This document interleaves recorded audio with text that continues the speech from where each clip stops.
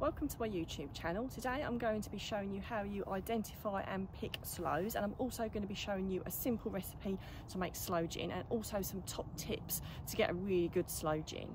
So if you've not already subscribed to my channel, if you could please do so. You'll get lots of helpful hints and tips all throughout the year from my home garden, my home kitchen, and also from my allotment and the odd foraging day like today. It's a beautiful sunny day in September. I've been picking sloes for many years, but I've learned from the experts. I went on a river cottage foraging trip. I've also purchased one of their books as well, the hedgerow book, which I really recommend, which I will put in the description because it identifies lots of different hedgerow things you can pick, when you can pick them and how you can pick them. So I am going to refer to what the book says so you can be clear on what we're picking. Now when you're looking for sloes, so they are these dark little berries here. The things that you can get muddled up with this time of year are damsons. Now damsons are a little bit bigger and they do taste distinctively a lot different, although the leaves do look quite similar. So damsons would be slightly larger and sloes would be more blueberry size, and a sloe will be much more sour than a damson. A damson would be more plum-like tasting and would be bigger than this as well. So from the book, it is a shrub or small tree. Leaves are oval, tooth shaped, and the trunk and branches are dark, almost black. So sharp thorns, flowers white with red stamens, 5-petaled, appearing in March before the leaves, and they're one of the first blooms to arrive in the year, so that's quite distinctive as well. The other way to identify them is that the sloes are actually quite close to the stems and the stalks are very tiny indeed, as you can see. On a damson, they're much more pendular-like and they almost hang, so that's another distinguishing factor. And obviously, I'm just going to identify the little thorns that you have on them as well. Quite prickly, not overly prickly, but you know, they are still would give you a nasty nip if you're not careful. So then the next thing to do is obviously just to pick them. So you obviously just pick them off. And when I get these home, I'll take as many of the stems off as I possibly can. So make sure you bring a hefty bag with you to take them home with you.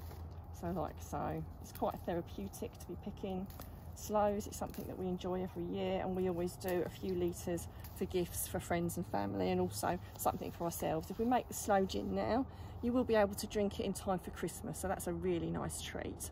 So I'm now back in my home kitchen and I'm putting the sloe gin together. Now the recipe I'm using comes from this book, the River Cottage Booze book, which I will put in this description if you would like to purchase it.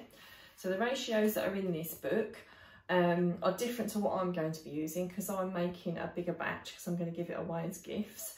So in the recipe, it's 280 grams of sloes, 140 grams of sugar and 600 ml of gin. Now I've upped that because I'm going to be doing 2 litres. Now my top tip with the sloes is rather than pricking them all and putting them in your kilner jar, I freeze them because that actually breaks the skins down. That was a top tip I was given quite some years ago and it saves you a lot of time. The only thing you've got to remember is you get them out and you let them defrost in your jar before you put the gin on, because if you put the gin on frozen sloes, it could make your kilner jar crack and you don't want that to happen. So the only thing left to do now is the sloes are in the jar. I'm going to add my sugar. So the really great thing with infusions for Christmas is they are so incredibly easy, which is why I do them as presents for people and we enjoy them ourselves. And then you just pour your gin on, like so. Incredibly simple. You don't need to buy expensive gin, so any gin will do. Something else you could do if you wanted to is some people add a little bit of spice, like a star anise or something to it, and that's quite tasty, but it's really up to you. Just doing it just this way is perfectly lovely, and this will be ready just before Christmas. So I'm just going to put my second bottle in, because obviously I'm doing a bigger batch, but you can make your batch as big or as small as you like.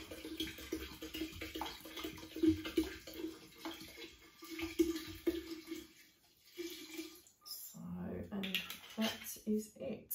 So I'll just clip the lid on. Every couple of days I will just give it a little bit of a shake like that, just so the sugar dissolves. So you'll never dissolve it all in one go, so just every few days give it a little bit of a shake. The good thing about using a kilner jar is it seals really well so that it doesn't spill out. I've used cheaper jars in the past and often they're not very good and they leak out or the lids rust. And the kilner jars, they are really, really durable and you keep them for a really long time. So yeah, so give it a shake every few days till the sugar's dissolved, and then just before Christmas you can bottle it up, drink it yourself and give it away as gifts. And I hope that's inspired you to make some sloe gin for Christmas.